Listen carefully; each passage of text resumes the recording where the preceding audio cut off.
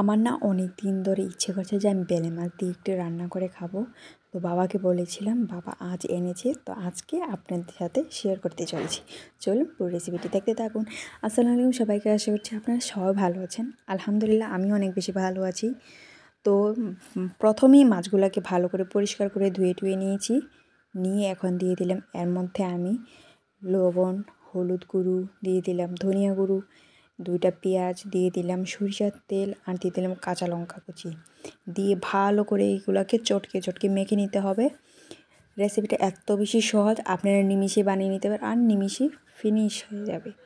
তো ভালো করে চটকিয়ে নেবেন আর দিয়ে দিবেন গুঁড়ো, লঙ্কা গুঁড়ো দিয়ে এটাকে আরও ভালো করে মিক্সড করতে হবে। মিক্সড করে এখন আমরা এর মধ্যে পরিমাণ মতো জল দিয়ে এটাকে আমরা বসিয়ে দিব রান্নার জন্য।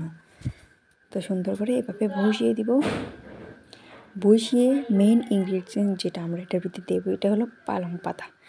আপনারা কি কখনো এইরকম পালং পাতা দিয়ে রান্না করে খেয়েছেন? না খেয়ে থাকলে অবশ্যই ট্রাই করে দেখবেন। তো এদিকে আমাদের মাছগুলো হয়ে গেছে। তো যখন একটু মাখা মাখা হয়ে যাবে এর মধ্যে আমরা দিয়ে দিব পালং পাতাগুলো। পালং পাতাগুলো পরেই দিতে হবে, কারণটি মিনিটের মধ্যে এটি সিদ্ধ হয়ে যাবে, নরম হয়ে যাবে আর দেখতেও অনেক বেশি সুন্দর হবে। আর খেতে তো কি বলবো, আমি অনেক দিন ধরেই এটা বানানোর জন্য চেষ্টা করছিলাম, কিন্তু পাচ্ছি না, কারণ বেলে মাছ তো লাগবে, তাই না?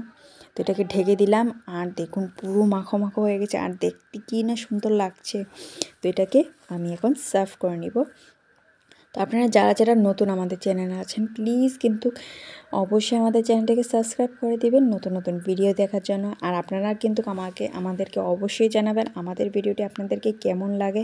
আর আপনারা আমাদেরকে অনেক বেশি সাপোর্ট করেন, তার জন্য অনেক বেশি ধন্যবাদ।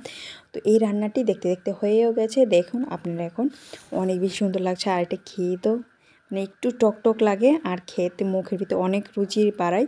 আপনারা অবশ্যই ট্রাই করবেন। তাহলে আজকে এই পর্যন্তই। ভালো লাগলে লাইক কমেন্ট শেয়ার করবেন and thank you for watching.